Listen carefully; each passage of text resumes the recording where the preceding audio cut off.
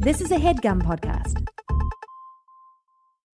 This week on the program, wow, this one is shocking in its stupidity. It's P.S. I Love You. I'm Andrew Jupin. Steven Sadak. Eric Siska. Chris Gabin. And we hate movies. Hot Nasty Six.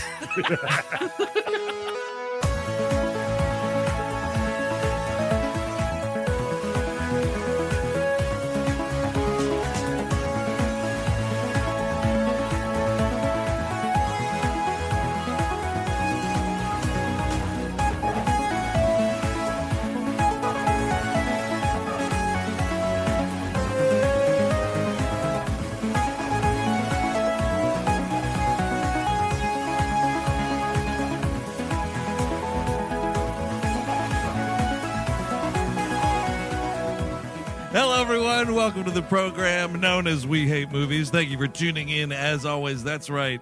This one's a real humdinger, folks. It's P.S. I Love You from '07, directed by Richard LaGravenese. This is the one of two movies he wrote and directed that also starred Hilary Swank in the year of our Lord 2007. The other one is Freedom Writers, sort of like a more vanilla Dangerous Minds. Yeah. I mean, my rule holds. 2007, best American movies and worst American movies. Oh, yeah. This is horrible. This is stunning. I was shocked by this. Hey, P.S. my love, there will be blood. Hey, P.S. This isn't a country for old men. P.S. Michael Clayton. P.S. the social network kind of works, not really. Knock, it doesn't work. It didn't work. Man, I mean, so let's get right into it. This is based on a book written by an Irish woman that is set entirely in Ireland, and this is Gerard Butler, famed Scotsman, playing an Irish guy. Good God. Hey, what's the difference? Same thing. You've got to just either, we talked this off the air, like either get an Irish guy, which is a better idea, Yeah. or just make him Scottish, and it's fine. They could go to Loch Ness and shit and meet his mom, the monster. That sounds great. Man. I really like that one. Early Shape of Water vibes. I'm not even saying like, oh, there's no difference between Scottish and Irish. There clearly is. And that's the problem. But like, they're close enough geographically and like whatever culturally where you could just be like, just transpose a lot of those things to Scottish and it would be totally fine. But it doesn't even matter. Like, it doesn't even matter that they're like, I guess you're making the argument here that they're like close culturally, like, because they could, this could be anywhere. It doesn't matter. Like, yes. what they choose to take from the text, from Cecilia Ahern's book and put into this movie, the Irish part doesn't fucking matter, aside from the fact that, yeah, he's doing like an Irish wake thing, kind of. Yeah. At one point, but like it doesn't matter. Like they could be fucking Canadian, they could be from Lithuania. It doesn't matter. Yeah, people drink when people die. Doesn't fucking, you don't have to be Irish to do it. Like, Andrew, I think Lithuanian Canadian is the route to go because that's exactly what Bill Shatner is. Ooh. Is that right? I believe so, yeah. And it would be great to see him in a property like this. It definitely would be, dude. I'm taking a role away from Kathy Bates. got you back. I'm your mother. P.S. I love you. See, that like the way Gerard Butler keeps ending the letters in this movie, they do sound like the cadence of William Shatner. This is like the Irish thing is a producer brain thing, like that Wild Mountain Time. Like there's this thing about like they're like it's romantic, inherently romantic to be in Ireland. So Scottish is not though.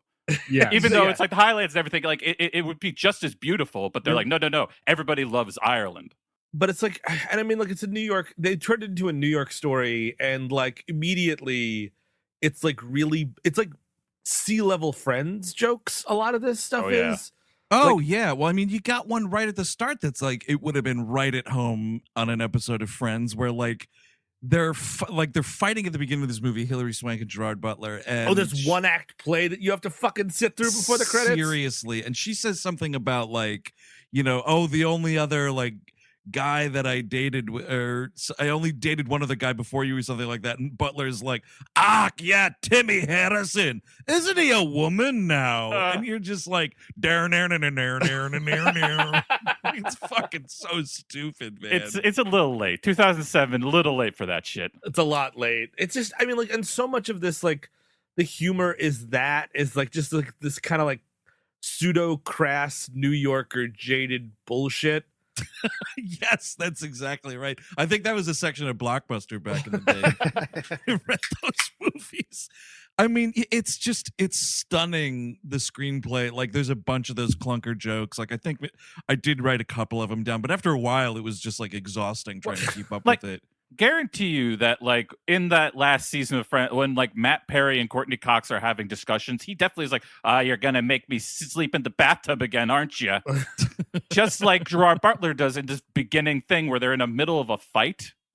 And it's just like, they both look so ugly in the beginning of this movie. It's like, I don't like either of these people. Can I go now? Like, you know what I mean? Like, no, it's like some fucking like film school graduate who was obsessed with John Cassavetes and was like, what if I did what Cassavetes did, but it was really shitty? Yeah, with a Friends script.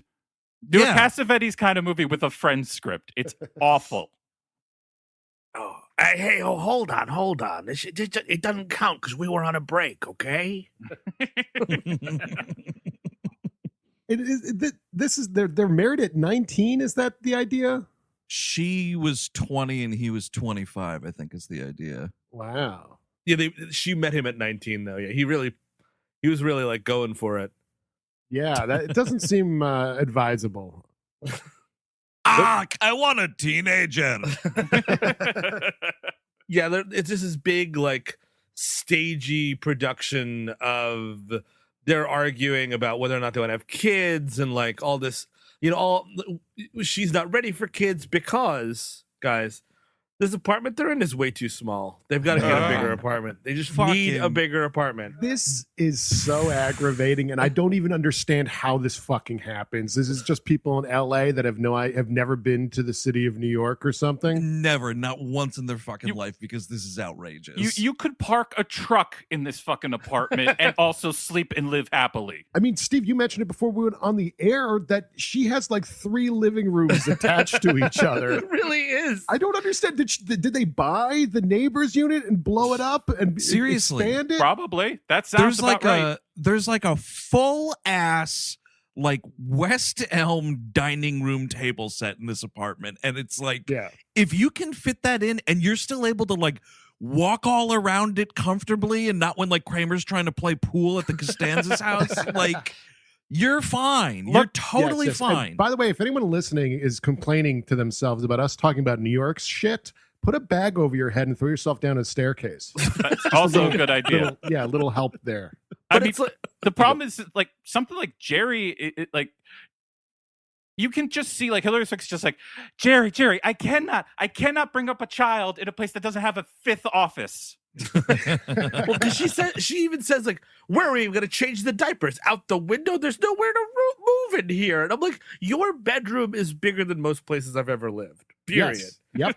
That bedroom is massive. And like the problem with Hilary Swank, who I think she's a good actress, but she's also like, she's a dramatic actress. Like, let's just call it what it is. She is an intense dramatic actress. No, exactly. Yeah. When she tries to be funny or cute, she just looks confused. Well, there's a part in this movie, I don't remember where. I mean, we'll come to it when we get to it, but there was one. Oh, it's like when you get the flashback of how they met in Ireland, and it's supposed to turn her like. And Chelsea made this comment. I think it's totally right that they're trying to give her like a character that Julia Roberts could nail out of the park. Yes. She would totally hit it out of the park with this character. But like when Hilary Swank tries to be like funny romantic comedy, like in this like meeting scene specifically, I was like, why are they just making her so stupid all of a sudden? Like she just becomes a moron. It's terrible. It's like she got kicked in the head before every scene. Yeah, like that. Their apartment's so small, she leaves the bedroom and goes into the barn room to milk the cow and gets kicked in the head by a horse that they have in this giant apartment. They could have like could we get a dog? No, you could have a cow. You could literally have an actual cow. Yeah, easily.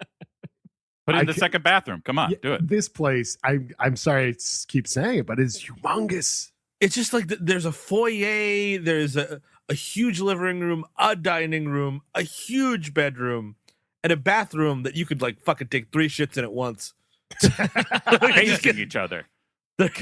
Three people all around taking a shit. That's Well, amazing. it's like, I mean, yeah, you could have like a, like the dorm room bathroom that they had on the hall, where it's like you got 3 stalls, 3 sinks, and like 2 showers or something. You could totally fit this in here. This apartment isn't as big as what I'm about to reference, but it definitely reminded me of the totally insane apartment that Sigourney Weaver has in that second Ghostbusters movie. Yep. Where there's like fucking looks like an office for a detective agency's door at one point. Inside, she's got like a door with like glass windows all in it and shit. Like just stunning. She looks like she has a McDonald's in there, for crying out loud. I mean, the problem is also that like what they're talking about is so fucking is like just vague boilerplate platitude shit. Yes. Like just like baby work, baby work, baby work, work baby, baby work. And then Well, and that's it. She's a real estate broker, we're told. And then like, are we told what he does? But he also just, I don't think there's a detail other than he's got a shitty career. He owns a fleet of cars. He owns a limo company with James Marsters. That's right. Jesus Christ. Try to remember that. I mean, it doesn't matter, but like, because she's upset that he took out this business loan and blah, blah, blah, got into all this debt to start this new career or whatever. He used to be a limo driver, blah, blah, blah. That's part of this very, very long sequence. And the question becomes later on when she's like fired and stuff, I'm like, how is she keeping this apartment? Like, you know what I mean? Like this is 2000 for more reference points here of how insane this is. Okay. Yeah. He has a floundering limo company and she eventually gets fired in this movie. Not only is this apartment massive, this apartment is massive in the year 2007 on New York's Lower East Side. Mucho dinero at this point, ladies and gentlemen. Very expensive. I'm just going to say drug dealing. Yeah, probably. That makes sense. It's the only thing that makes sense. Kathy Bates is drug dealing and giving her money. And I don't know, man. Yeah, you're business partners with James Marsters. I don't know, dude. What's in the trunk of those limos?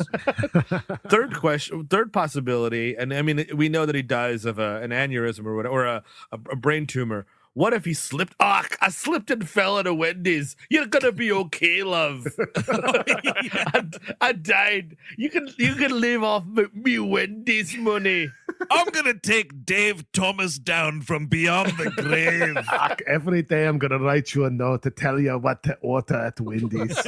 Never be free. Never a Frosty. There will never be a Frosty in my house. I slipped on chili at Wendy's. Now I'm dead. Why do you even have it? Who's getting the chili at Wendy's? And she's set for life because this dude died in the Wendy's lobby. Yeah. P.S. Get me a sack of nugs and put it on my tombstone. I need a sack of nugs to pay the boatman. She goes to over each one of me eyes. She goes to the burial site and starts crying. She's like, "You can get the spicy chicken nuggets anytime now. It's not a limited item anymore." Dude, forget the fucking Irish wake, dude. How about a Wendy's wake? Everybody bring their own fucking value meal combo to the That is bar. disgusting. that room would smell so bad so quickly. Yeah, you need the 3 shit bathroom for that. Yeah. Because first it's going to smell like Wendy's, and then it's going to smell like Wendy's shits. Well, and it's just going to be bad. Because then it stinks up the whole place. You're not thinking about the smell of the rotting corpse on the pool table. Oh, right, yeah. But it is burning your lungs, I'm imagining. Then they end this by having funny sex, which I never like. Movies do that where we're all like cackling and then we have sex together. Like, no, man. No, It's just like it's a serious affair. Pissing your pants laughing at these like sexy shenanigans. It's like him. He's got like suspenders strapped to his boxers, and then like, I got one in me eye. He like fucking smacks himself in the face. It's the chuckle fuck. It is. You're totally right. It's a chuckle fuck. Yes, indeed. Oh, I got no time for these chuckle fucks, dude. Yeah, Look. it's serious as a heart attack with you guys, right? Absolutely, man. Oh, Look, get she down wanted- to business. She warded off his calls for hot nasty sex. So now Well- you get chuckle fuck. That's Well, the okay. other one. You go. Yeah. Here's why this, I mean, for several reasons, of course, but like one reason why this movie is completely unbelievable is because here's a real panty dropper line. I'm not your dad, or don't ye know that yet? Yeah. Good Oh, boy. God. That's like a nuclear thing to say. Yeah. Could you imagine having a fight with your wife and saying that? Like, Nope. you are, that's one for the Holiday Inn. That's what that is. It's a one-way ticket to the Holiday Inn. Enjoy it. They've got good stuff there. You know what I mean? Like, you could do a little continental breakfast the next day, but you're going to the fucking Holiday Inn, friends. Yeah, dude, Yeah. I was going to say, looks like it's the continental breakfast again for me. And that night when he checks into that Holiday Inn is when he goes to Wendy's and the Oh, that's when Reaper finds him. the fatal slip happens. Honestly, There's so much chili all over the floor. it would be better than a brain tumor. Yes. Yeah, absolutely. Snap It your neck is- at a Wendy's. Yeah, absolutely. Exactly. It'll illustrate how fast you can go. I mean, the brain tumor thing, they just skipped to him being dead, but he had all this time knowing he had a brain tumor, I guess, and Yes. setting up this elaborate "I will live forever" scheme. Yes, Jesus Christ. Yeah, like I mean, and the movie obviously very, very pointedly skips like the chemo and all the horror of that, and that's the thing too is like that's a horrible way to go, and it's a long drawn out process, all that stuff. And you know what you can't have that happens? A funny funeral. I will walk right out of a funny funeral, dude. Like, because it's not funny. It's never fun. It's never like, man, you know what I want? I don't want people being sad at my funeral. I want it to be a pretty big party. No one's having a good time at your funeral, nor could they. Look, No, it's bad enough I get forced to have a good time at regular parties. I mean, come on. when you put me in the ground, what I want you to do is play Dennis Leary's asshole. It'll be hilarious. Come on. As the fucking pine box gets lowered into the ground. It's me Irish heritage. Everyone's crying at Chris's graveside. He's the only one who really got it. I mean, like, I know people do this, and it's more of a movie thing, but I know it does actually happen. But like, it doesn't work. Like, your enemies can have a fun funeral for you, but your friends will be pretty upset. I mean, like, the time for a fun funeral is when it's a really old person. Yes. Right? It's like a life well lived, Mhm. yada, yada, yada. Sure, you want to fucking yuck it up. Great. But, like, there are people at this funeral, or this, wake, whatever we're doing at the family bar here, where it's like the one-liners are flying like it's fucking Cheers. It's bad. And like a big joke is a priest dropping the F-bomb. Dude, Yeah. well, and that, god And damn not it. just the F bomb, the ends with a T. Yeah, the homophobic F-bomb. I mean, it's one of these things where Oh no, fuck is just fuck. That's not Yeah, an yeah, F-bomb. yeah. The Well, F-bomb well, is the just F-bomb. the little old grampies at home who are listening to this by Yes. mistake. all the octogenarians that listen to We Hate Movies. Yeah, they're out there. it's so frustrating at this part because they're like, all right, everybody, the little memorial we're doing here for Jerry is about to get underway. First, we're gonna play his favorite song. And it's, of course, because this is all people know about Irish anything. It's like, well, it has to be Fairy Tale of New York by the Pogues, right? I'm like, what the fuck? Get this Christmas song out of this fucking funeral. You couldn't even get a deep cut. Like, Yes. get me a weird Pogue song from like Rum Sodomy and the Lash, one of the No, ones that not no. everybody knows. It's like this. One, It's this or that fucking going up to Boston song. The dropkicks, dude. Yeah. has to be, yeah. Those are the only two Irish American-esque music. or Into the Mystic by Van Morrison. Oh, that would be something. It's too deep, dude. Yeah, and like it's weird because again, like that line is in that song. Everybody knows it. You know what I mean? Like, but to hold on a priest and he's singing it like because he gets to say it, it's kind Yeah. of weird. And then the joke is like, could you believe it? The priest is the one that said the slur. Isn't that funny? A priest using a gay slur. Isn't that fucking hilarious? And- God damn it. And it's all like a good vibes thing. Like he's just so happy to be singing this song with all of his friends here while this fucking corpse rots next to him. Or a box of fucking ashes, I mean. Jesus An Christ. amp of ashes, Chris. Dude, this thing looks like the Hellraiser puzzle box. Yep. Yep. Absolutely. This urn where we're told that she designed this urn. Ah, hey babe, I'm getting ready for my funny funeral. Could you make me a custom urn? Something that looks like a prop from a horror movie or maybe a bondage porno. That's what I like. If you like, like it's a couple years later, you're like hooking up with this Hilary Swank character, and you get to her apartment and you see that box, you're like, oh, this lady's nasty. Yep. You know What what I mean? all fucking lube and whips are in that box, dude? Yeah. Yeah, Ooh, it definitely, toy chest. It looks like a whip box for sure. We should set up a little bit that we're at Kathy Bates's bars, Teddy's, one of my favorite bars in New York City, in Brooklyn. It's one of your classic Brooklyn for New York situations, but it's a great bar. Are we not saying that this is Brooklyn? I'm pretty sure we are. Because we keep saying, like, we talk about Brooklyn like it's a far off place, and later when they go for a walk, it's definitely they're just in New York when they walk out of the bar, kind of a thing.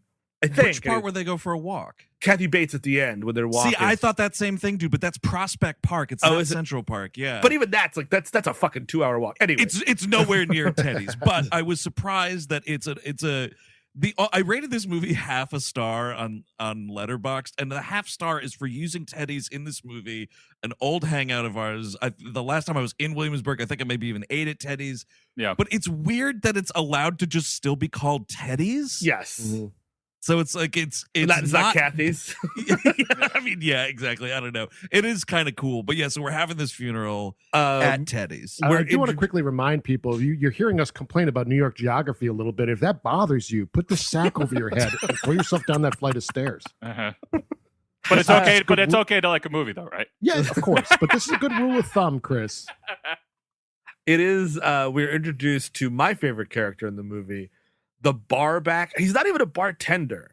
It's Harry Connick Jr. in this chilling performance. He's eating faces in this movie, dude. I don't know how else to break it to you. He is a fucking cannibalistic serial killer in this movie. So much scarier than what he's doing in Copycat. Just Yes! by many measures, but much more frightening. The writing is on the wall everywhere. Like you said, bar back at like 40 years old or something. Yep. Like this is like he just got out of prison, which is, fine. But like this guy, there's some red flags here. There's a lot. Exactly. Like I think he is living above the bar or something. Or maybe he's Dude, just got I think it's like hey, Kathy Bates, you done for the night? I'll lock up. Yeah, okay. Have a good night. I'll see you tomorrow, Miss Teddy. And then like the door closes and he's like, all right, time to sleep on the floor. The floor squeaks, the door creaks. And Is he goes on Sweeney like Todd now? No, that's Oklahoma. That's okay, sorry. The villain sings that because he's also a maniac sleeping in an empty room. I mean, it's either he's eating cheeks or he's fucking like a Martha, Marcy, May, Marlene situation here. Oh, he escaped a cult? Yeah, like he's getting deprogrammed or something because the way he's acting in this is just not acceptable. Well, it's also a weird thing where like, I correct me if I'm wrong here, but are they not like making some sort of an allusion to him having like Tourette's or something? Or autism? I'm unclear. Some sort of spectrum thing? Yeah. Because like the first thing he says to her, like he's like, oh, how'd your husband die? And she's like, brain tumor. He goes, nice. And then he's like, oh, sorry, I don't have a filter. But then later on, it's kind of played off like a joke because he's like, yeah, just but I have this thing, but I could take pills for it. And I'm like, you can't really take pills for. I was confused about what they were going for because they never name it. No, and with that whole line of him being like, oh yeah, I've got a pill that because he really says something like, oh, I take medicine and it makes me not sound like an asshole or something like that. And I was like, well, I can't tell classically written screenplay if this is like a joke you're making or if this guy has some kind of like condition that I then have to like take seriously, or is it like, I'm an asshole. Yeah, I got medicine for being an asshole. I read New York Asshole. I read New York Asshole too. And that's how we're going to play it. If we're wrong, we're wrong. You can yell at me on the internet, but I think that's how it's going to be. I think it's just a good excuse for bad writing. Yes. Just like, hey, yeah, so whatever he says, just believe it. Well, it's also just crazy then if Harry Connick Jr., he's like, all right, man, I'm playing like a New York asshole. Got it. I'm a fucking serial killer now. It's so bad. Like his hair is like over his eyes and he's really quiet until he says something creepy. It's just he moves like death itself. It is really creepy. And it's weird too because hot damn, try to find a guy with more charm and charisma than Harry Connick Jr. Sure. You're not going to find it. And in this movie, it's like there's like an X-Man mutant standing off camera that's like, my power is I can dampen Harry Connick Jr.'s charm. Harry Connick Jr. has a line that's like, I buried my dog in a stereo box. Yes. Yeah. Sounds about right. Hi, nice to meet you. I buried a dog in a stereo box. You want to see it? It's around the corner. He is literally more charming in the film Copycat. He is. I can't believe his performance in this movie. And I would say him and Sigourney Weaver have a more healthy relationship than him and Hilary Swank in this movie. Yes, I'm gonna kill you, Doc. I'm gonna kill you, Hilary Swank. I got my tooth knocked out this movie. Hey, let's go to the Yankee Stadium. I'm gonna kill you there or something. I'm going to break into your house and smell your things. Am I joking? Who cares? Find out tonight if I'm joking.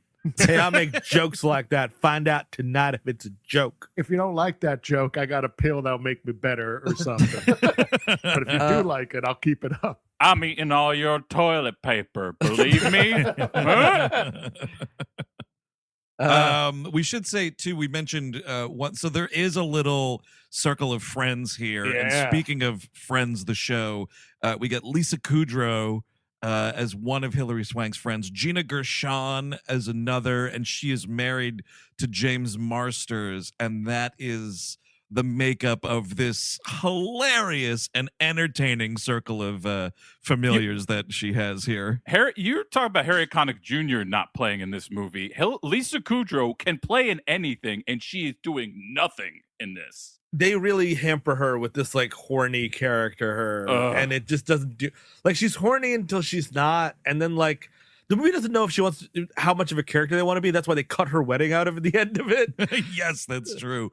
It's a weird thing where she like this is what you're supposed to know about this character. She's walking around her friend's like wake, funeral, reception, whatever it is, doing this thing where like she'll go up to a dude and be like there's the little checklist, and like with each dude she talks to, we get more of the progression of the checklist, which is ultimately like, are you single? And if he says yes, we continue. And it's like, okay, are you gay? If they say no, we'll continue further.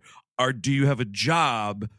If they say yes, then it's like she's ready to go. And like that's the gag. It's like, first guy, are you single? No, see you later. Which is literally a joke you would see in a Friends or a Seinfeld.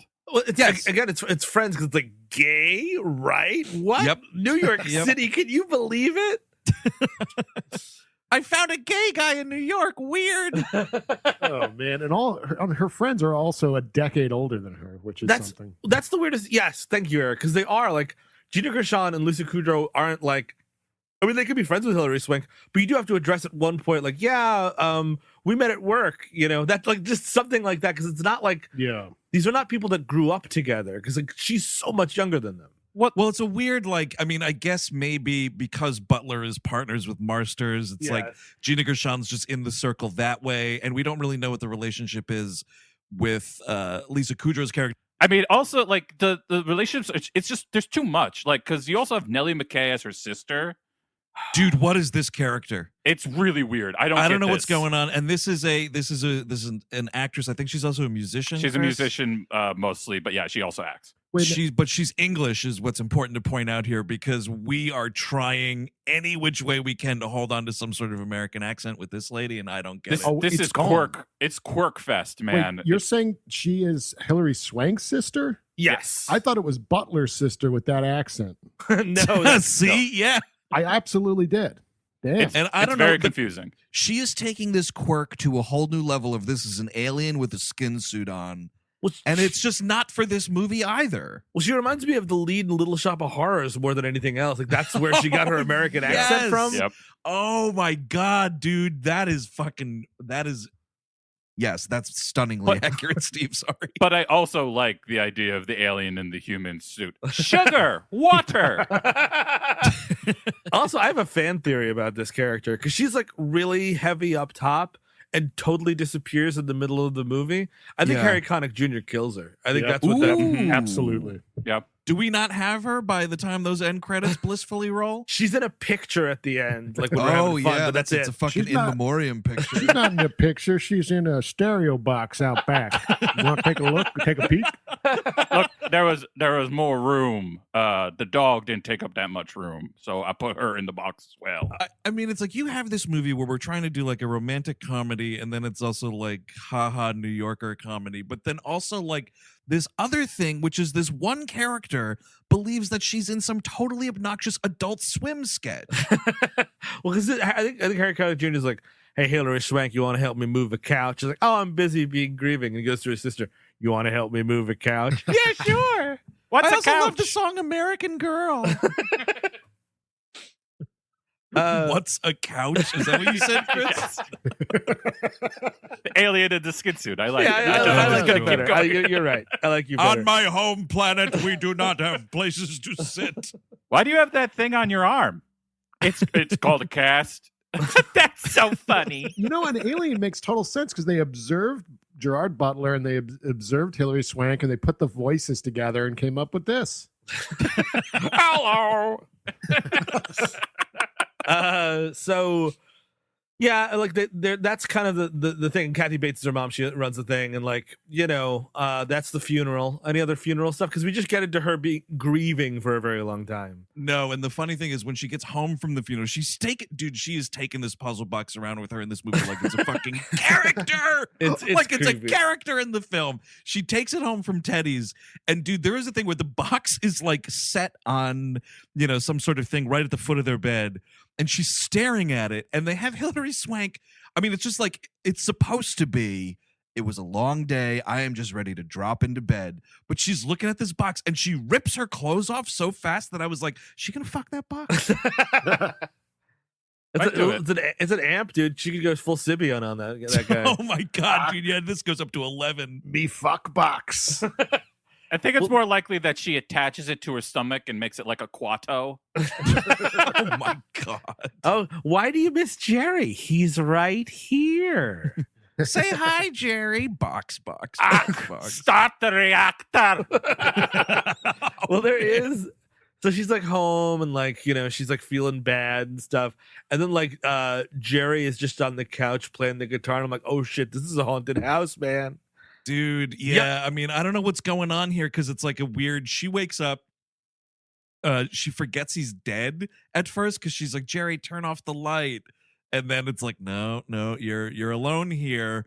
She gets up and like she's making coffee. Did you catch this part where she's making coffee? No. She's got 2 cups of coffee. Oh, ew. Guys, she puts one on the urn. Oh no. She made Oh, my coffee for the God. urn. I swear to I God. bet you she's pouring it in there, giving him dinner, strapping him leftovers. The fucking ashes are covered in trash. Her family comes over. What's that smell? It seems to be coming from the box. Is this a raw meat in here? Jerry It's hasn't literally been- just a. He's gonna eat it later. He's gonna finish it later. It's Yeah, fine. don't worry about it. She turns his urn into like literally like a butt stop. She's just smoking. Jerry would like it that way. He always liked it when I ashed in his face. It was one of the things we did. Look, he tried to quit. He tried to put on the patch, and he just couldn't quit before he died. But you're totally right, Steve. At one point, she's like, "Where's that guitar music coming from?" And it's just this ghost playing guitar on the couch. Hey, love, you better stop believing in ghost stories. Boing, 'cause you're in one.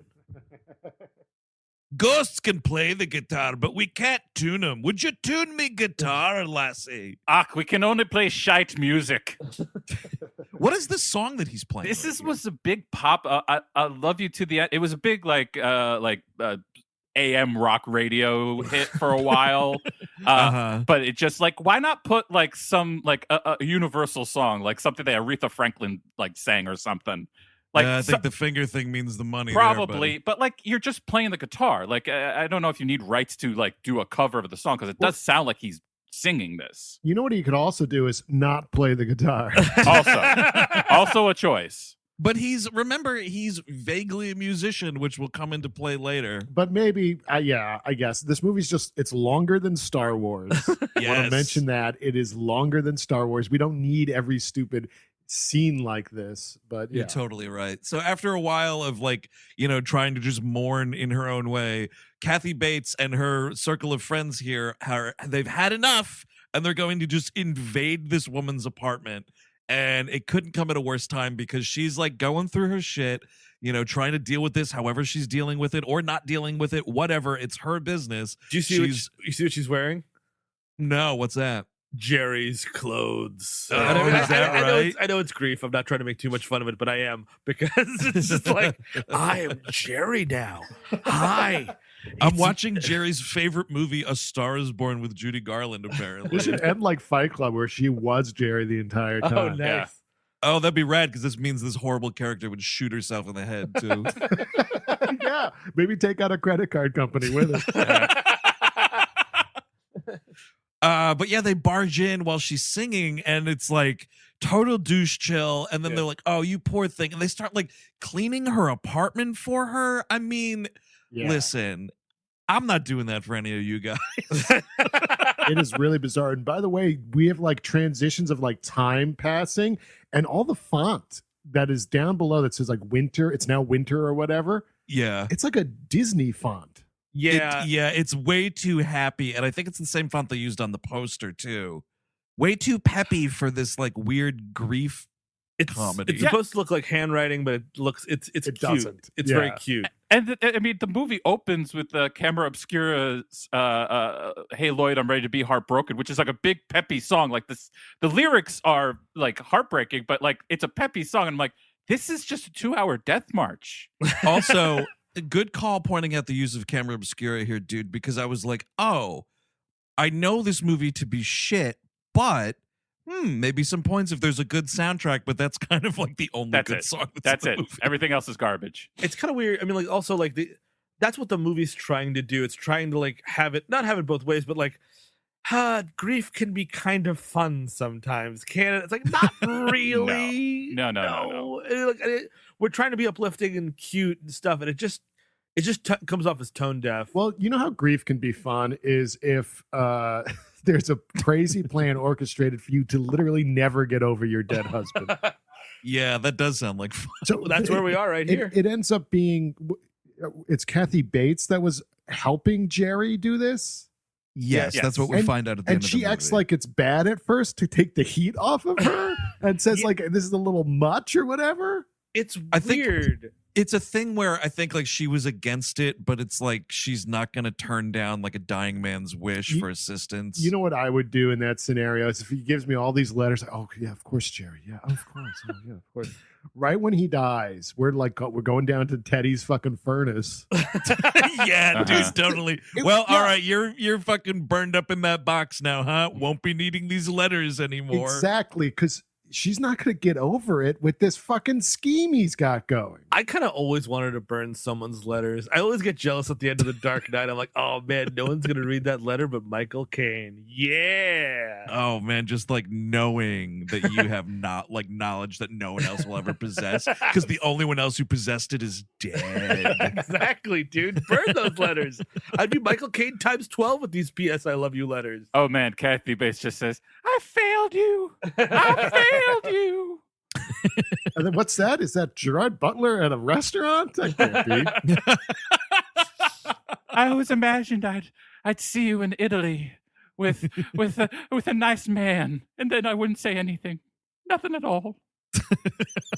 But yeah, while they're cleaning up her apartment, ding dong, there's a cake delivery. Ew. And it's happy birthday from Jerry. Oh, douche chill. Aren't you fucking creeped out? I hope you're hungry. I ordered 100 pizzas. Yeah, you called 1-800-DEATH-CAKES. You're talking to Gibson. How can I help you today? Okay, you want to send, you're going to die soon and you're going to send something to your mother. That's very nice. That's very nice. You want cupcakes, you say? Okay, cupcakes that say, yes, I'm dead. Okay. And again, this is probably more of Kathy Bates. She is the real problem here. Yes. Yes, well, she's 'cause like the Shawnee Smith to his Jigsaw, is what's going on. Yes, that's exactly right, dude. Absolutely. Because this is a romantic comedy set inside the Saw cinematic universe. Absolutely, this dude Jerry he's a fake Irish Jigsaw right here. Because it's a cake that just says "Happy Birthday" from Jerry on the cake, and like Hilary Swank is immediately like, what the fuck is this? Who's playing a joke on me right now? What? This is disgusting. And it's like, Dude, I would be so pissed off right here if I was James Marsters, because like here is this horrible thing that happens. Everybody is so uncomfortable, and immediately, of course, the first thought is like, is this a joke? And then everyone immediately turns to Marsters and is like, did you fucking do this, dude? I'd be like, absolutely not. Why am I the death prank guy? Oh, there's a note here. It says, remember, death till we part. Not my death, yours. The games are afoot. the games are afoot. Try to survive the next 48 hours, babe, or else I'll be seeing you real soon. Oh, there's a key inside this cake. Oh, did I say inside the cake? I meant inside James Marsters. You've got to cut him open and get the key. Kathy Bates is like knocking him out one night and doing bad surgery on him. There's a little saw doll with the kilt on it. There are cameras all over. Amazing, a huge apartment. I'm watching them in hell. Oh man, and he ends like, so he's like, so some more information's gonna be coming your way soon, love. And remember, you must do what I say, okay? He's saying into this tape recorder, get the fuck out of here, dead guy. It's creepy, dude. Like, if you want to give her one big letter for after, Sure. like she, like, hey, look, these are the things I always wanted to say to you, but I never could. I want you to get over this. I want you to marry again. I want you to fuck again. I want you to have a great time. One letter is totally fine. Yeah. No, Like after a year of cat and mouse. Cat and mouse. No, I like your idea, Steve. It's much more like a much more uplifting movie. Love Liza. Well, you know what? Man. Both movies made me want to sniff gas. Uh-huh.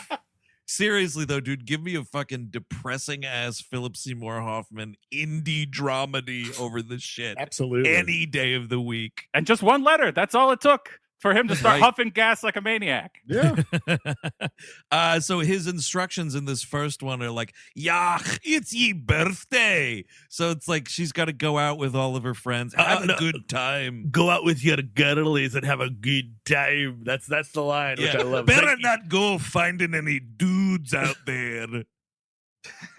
also, stay away from Harry Connick Jr. He actually killed me.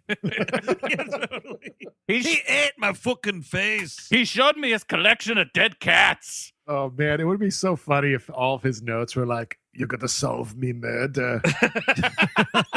You're getting close. Oh, you're getting so close to how he died. Remember, no police. I would love if that was it, but like he actually just did die of cancer. Yeah. He just won't believe it. He's like, no, somebody did it to me. Someone gave it to me. Harry Connick Jr. slipped me the cancer. Cancer Did I drink? pills. Harry Connick Jr. pushed me at Wendy's. He made me slip in chili. We were drunk and he's like, hey, let's go get Wendy's. I'm like, hey, great idea. Then we get in there, there's chili all over the floor and he pushed me. I also think, and I can't prove it, but I think he spilled the chili too. He spilled it before we got there. And over my dead body, he ate my baconator. You ever watch another man eat your sandwich while you die? He just takes it right out of his hand and he's laying on the floor. That's my baconator. That's my baconator. Blood's falling out of the back of his head. You won't need a baconator where you're going inside a stereo box. Gonna need a new stereo, I guess. The stereo killer. I like this, dude. Man, every 3 months, this guy gets a new stereo. I don't know what's up with him. The Stereo Killer sounds like it could be a really great, like, gritty New York City horror movie directed by some Italian guy. Yeah, totally. Yeah, I'm gonna need another stereo. What do you got there? It's about 6'2" and 300 pounds. Hey, I need a stereo box that I could fit a dead Irishman in. Human-sized stereo systems. It would have to be New York in the 80s when we're setting this movie. Yes, that's actually true. A great wall of sound. They go out, and this is again, and I mean, like, the gay stuff in this movie, like, what the, who is this for? Because they go to a gay club, and like, there's a whole bunch of stuff about like, oh, my colorist is gay. He got us on the list, and like, it's raining men inside here, man. And I'm like, what are we talking about? And there's a bad joke in here too, where the guy at the door is like, "Oh, a gay colorist in New York, you don't say," or something like that. Yeah, dude, absolutely with these jokes. I guess they're trying to be like, we're going to go out and have fun, but not be hit on. So we're going to go to the gay club. Which people do, which is totally fine. Which is fine. But like the way it's presented is a bit rich. It's also just an annoying fucking Sex in the City-esque situation. Yeah. Every time jokes like that like go down, and like even like in a very serious movie, they should just play the Home Improvement song, like the little flute, like.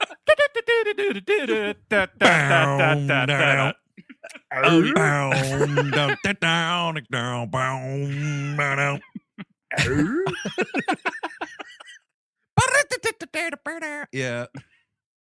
And it's also this weird, the weirdest part of this movie is her sitting down with all these older gay guys, and they're talking about how they lost all their friends, I assume, to AIDS. And it's like, what is this doing in this movie? Dude, I was quite stunned by this because I don't think there's any other way to read that. No, it's not. She's sitting around, and it's also very specifically like a bunch of older dudes. Yes.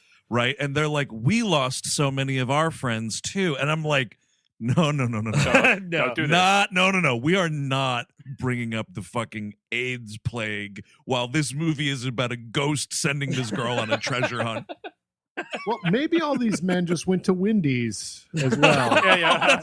Oh, we've had so many friends slip on chili at Wendy's too. No, again, yeah, these are night owls, you know what I mean? You get drunk, you got your friends that the 59th Street Wendy's needs to mop their floor and put down a goddamn sign. I know what you've been through. My partner slipped on some broccoli and cheese topping for his potato.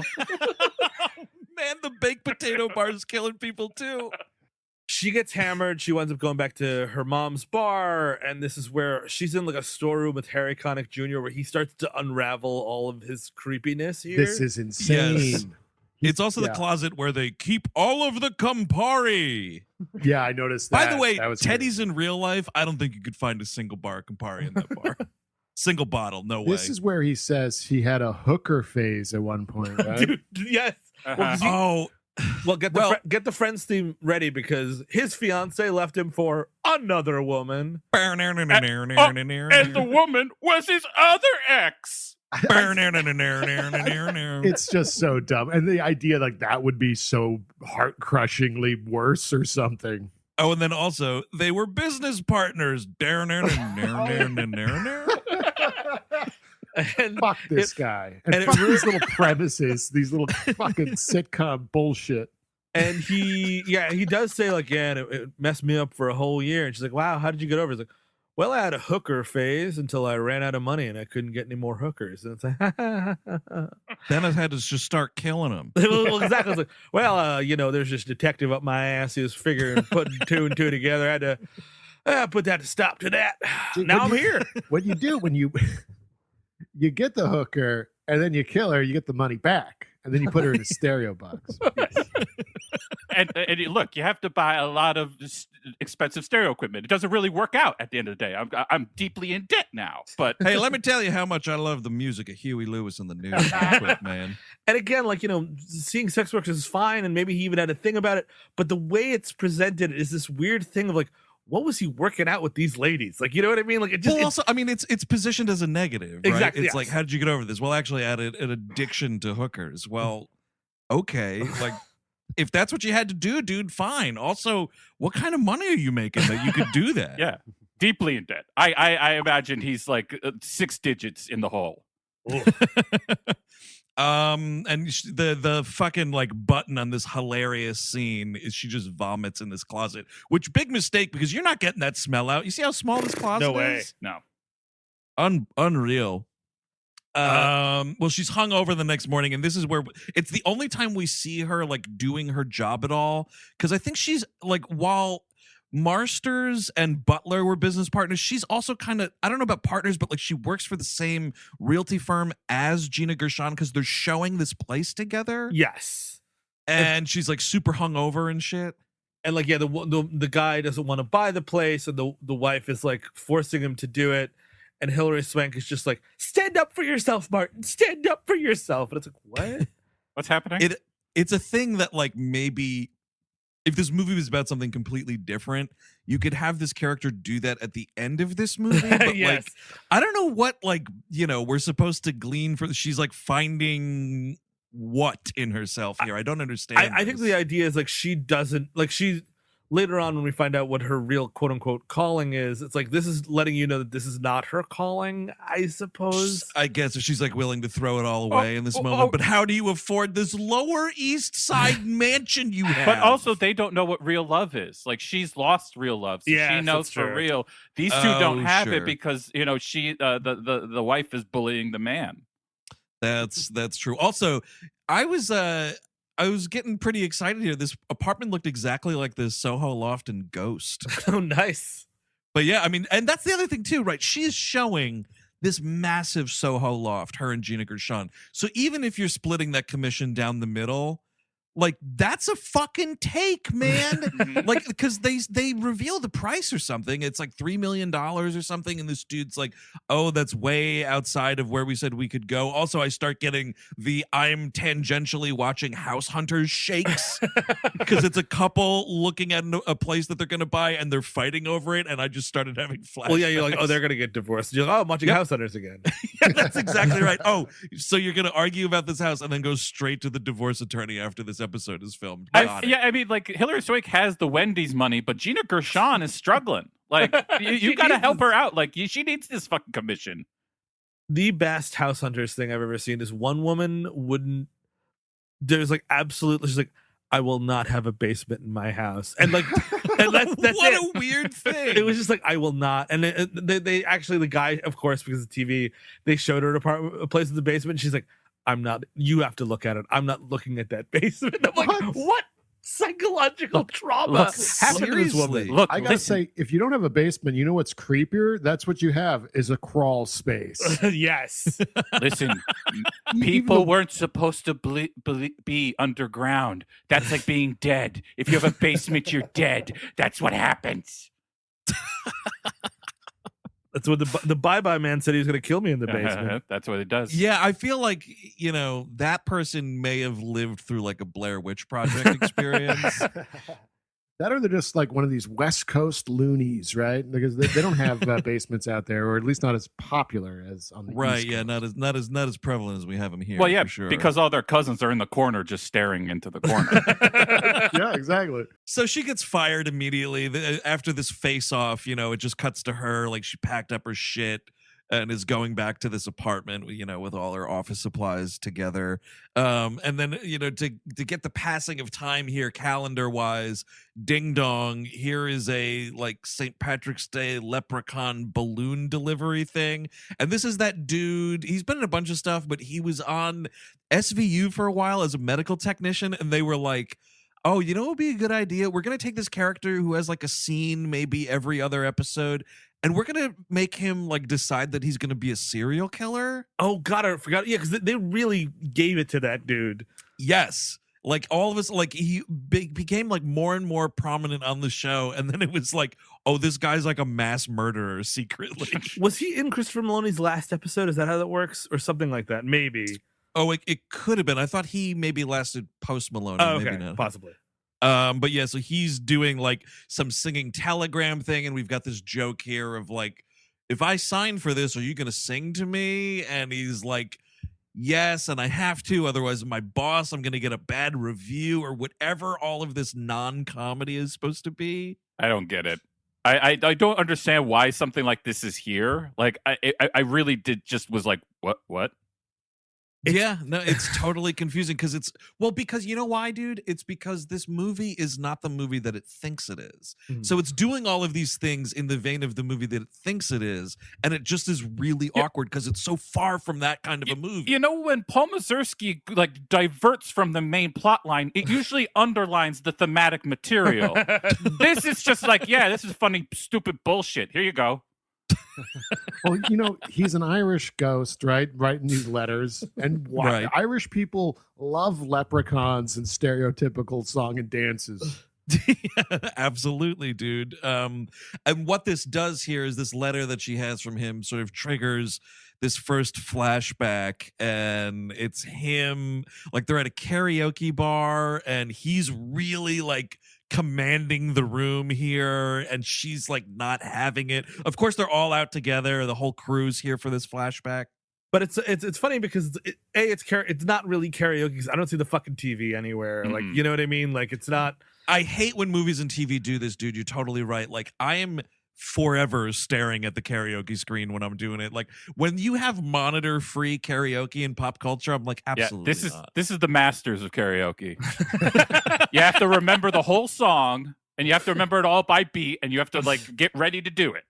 And it's amazing because like he's doing this thing, like he does this great song or whatever, and everyone's like going nuts over it. And then panty dropping, dude, with this performance. And like Marsha's like, get Holly up there, and I'm somebody in there's like, I put my name in the book an hour ago. I put my fucking. They've been up there all night. They're not getting off.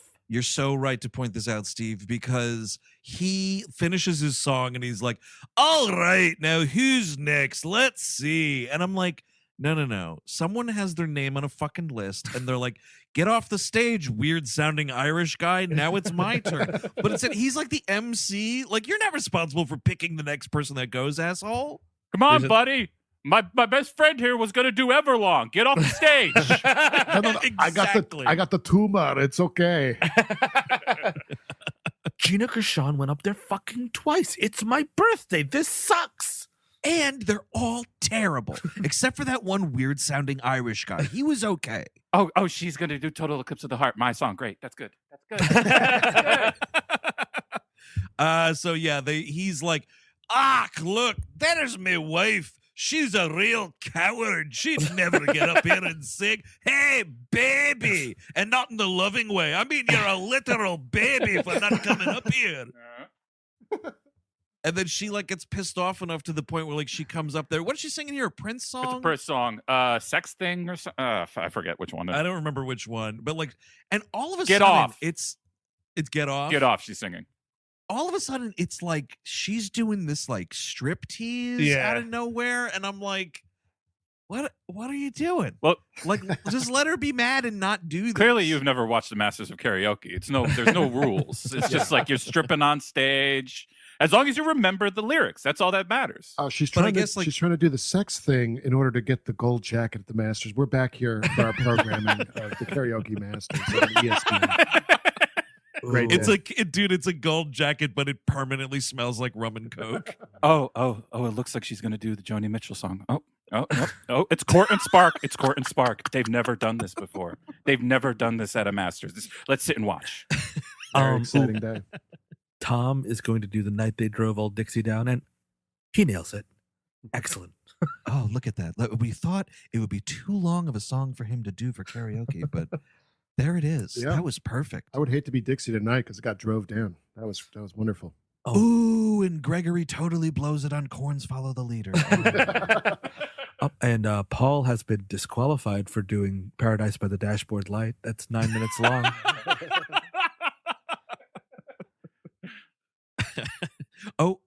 Look at that. Michael is scratched this afternoon. We have a scratch. Turns out he came into the karaoke club. Yep, those were lyrics written on his hand. Yep, that's a scratch. Outcast B.O.B. This is just this is one of the toughest out there. Toughest out there. You just got to watch. This is a 14-year-old master ready to go. It's a sad day for sports today. Not everyone quite nailed that. And the miss scatting in that Follow the Leader set, very disappointing. That cost him par 5. Clearly, he has not watched, David Selmlet's unbelievable performance of Got the Life last year. Just goes to show that I you have like to be that. really prepared to play on this course. I would watch that on ESPN Plus. Absolutely. And I guess the other thing too is they're really amping up the sexiness of her singing here, just so that when she falls off the stage, it's all the more funny. I guess. And also, she breaks her nose. We cut to her in the emergency room or whatever. Dude, and- her whole face is destroyed. This is speaking of Saw, dude. Destroyed. Also, quick detail, no reason to go back to it, but just to keep score. The guests that were attending that karaoke night, it's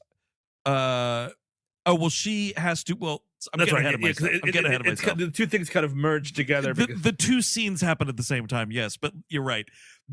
Her face is totally destroyed. It looks like Jigsaw put a fucking bear trap on it. Like, and he's trying to like make with the yucks here, like it's the Golden Girls. And I'm like, dude, this is divorceable. Oh, yeah. Right here. This has to be divorce is on the table. Because the thing is, she didn't want to go out that night. She was really like blah blah blah. Like she's like, she had a long day at work, and he's like, "Come on, you baby," and then she like destroys her face forever. It seems. But yes, so she keeps being married to him somehow, and we get to like the present day. Now she's back on the treasure hunt.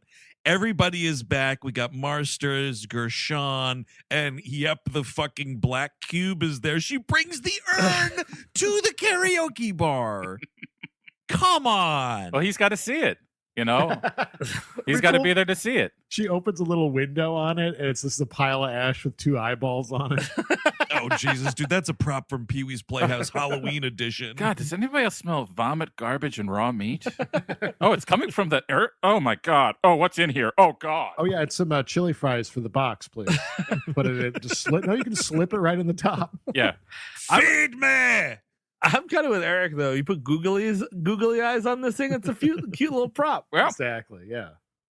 Ah, my husband's dead. Ah! I'm completely untethered from reality. Untethered was indeed the secret word. So she's singing this song. She's singing the song that he plays on the guitar, right? Yes. I love you to the end. Oh, man. This song sucks. Like, you can't anchor a movie to this song. It's just bland shit. It fucking sucks, dude. And like, we get this weird thing where the bar clears out and she, I guess, is really only singing for the box, but the box like turns into Gerard Butler, who's just like crying at this table in this fantasy sequence. And I'm like, is the ghost crying? What is happening here? Dude, and again, like you're just like, oh my God, it's my birthday. And now this dead woman she's starting the night by singing to her dead husband. How am I gonna follow this up? What am I supposed to do after this? You're like the unpaid dude who's like just volunteering to host the karaoke night. And it's like, wait, they started with what? Oh, well, the whole night is sunk now. Are you kidding? You got to do like 20 minutes of just jukebox after that. Yeah, definitely. Right. You have to reset. It's like, you know what, dude, put the house music on. I can't. Everyone's in tears right now. So for the next 35 minutes, it's nothing but Weird Al Yankovic songs. We'll get back to karaoke when everybody's ready to laugh again. We're introduced to Dean Winters here really quickly. Yep. Always love a good Dean Winters sighting. He like hits it off with Lisa Kudrow. Does he show up again until the end though? No, he's kind of gone. It's so weird to like make her like romance with him a real thing and just have these two scenes. Because I mean the movie is too long anyway, so obviously I'm glad there's not like subplots, but then just don't have subplots. You know what I mean? Like you cut them both out. Lisa Kudrow doesn't need to be in this movie. At least Gina Gershon is like tied to her office. Yeah, exactly. Like everything should be focused on Hilary Swank here, and let's get out of here, kind of a thing. Like I don't need this 6-minute scene that does nothing to any plot. And Marsters is married to Gershon, right? Yes. Okay, so but get rid of Lisa Kudrow. I love her, but get rid of her in this movie completely. I mean, she's too good for this fucking dreck anyway. So we do have these helpful little playful fonts that keep coming up to let us know time is passing. We get to summer, and this is the arc I arranged a trip to Ireland for you and 2 of your closest friends. Wait, is that why all the money was missing from the savings account? Nah, that Dave Thomas has deep pockets. We're all going to Ireland.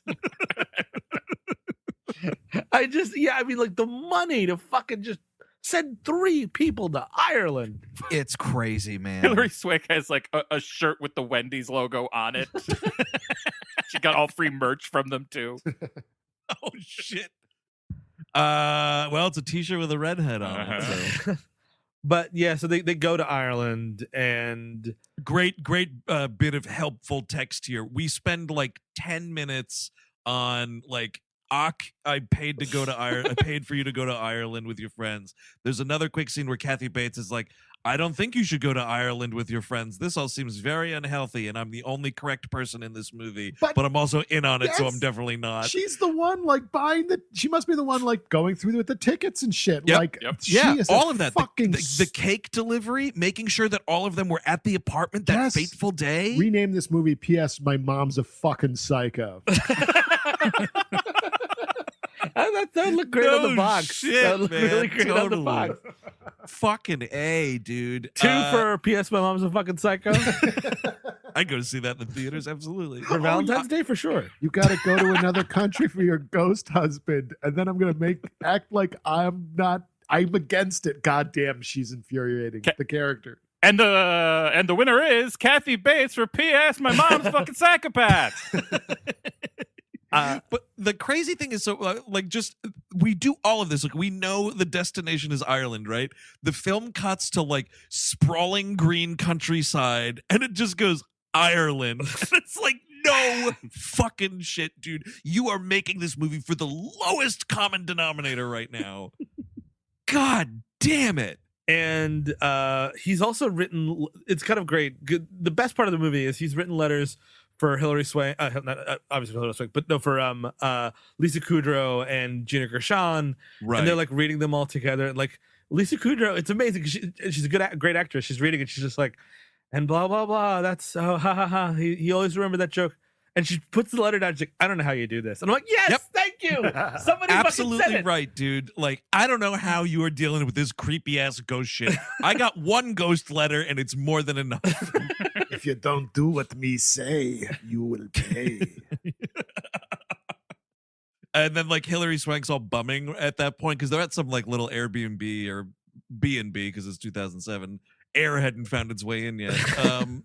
But like she's like, "Oh, geez, you guys got letters from my ghost, but I didn't get one." You're like, shut the fuck up. And she winds up going to an Irish club. We get a flashback. Oh, no, you gotta go to me favorite. Because the other thing is, they're in his hometown. That's right. So it's like, now we're doing the Gerard Butler highlights tour where it's like, you gotta go to me hometown. You gotta go to me favorite fucking pub. And meanwhile, like Gina Gershon's like, I kind of want to see where Ulysses was written. No, you're going to me favorite pub. You got to see the parking lot I smoked cigarettes in. Exactly. Wow. Classic hometown tour, dude. The first bedroom I ever came in. I know. Here's the second. I know it's a little trite, but I'd like to see the Blarney Stone. No, ye fucking won't. You're gonna go to where we band played their first show, a fucking rec center. It is so stupid. But yes, yeah, so, and look, they're intercutting this bar scene with when Hilary Swank saw him play at this club. And I will give this to Gerard Butler. He's singing in this movie. He's pretty good, you know? Yeah, it's totally fine. Yeah, he's got a totally fine singing voice. Mm-hmm. Maybe not for something as on the scale of like Phantom of the Opera, but hey, that was Schumacher's decision, man, not mine. For like rock singery guy, yeah, you know? Pogue's material, it's about right. Mm-hmm. And then meanwhile, in the current timeline, we see Jeffrey Dean Morgan playing Seattle's own. I mean, I cannot. He's playing an Irish guy. He's terrible in this, and I'm always fine with a little Jeffrey Dean Morgan, but holy mackerel, is he bad in this movie? The look is right, at least. Like, he's a hot guy in this. Sure, he looks good, but like it's just the voice and what he's saying is a problem. Again, there was no Irish people available at the time of film. Just get Fassbender, man. It's 2007. He was around. Yeah, he wasn't big yet. Yeah, but like Really? he was a hunk. He's an Irish hunk. He's probably a little too People- imposing for this movie. Sure. Well, you could put in this role, because we were trying to do the same casting thing while we were watching this, right? We were sitting there like, all right, Irish guys. And like, honestly, for what the Jeffrey Dean Morgan character is, he was still doing IT Crowd at the time, but like a Chris O'Dowd. Sure. Oh, Yeah. yeah. exactly. As just like, I'm just kind of like a nice Irish guy, hometown guy. Colin Farrell. Yes. Also, Colin Farrell could have done the Gerard Butler. He came up as well in our conversation. I got it. Stephen Ray.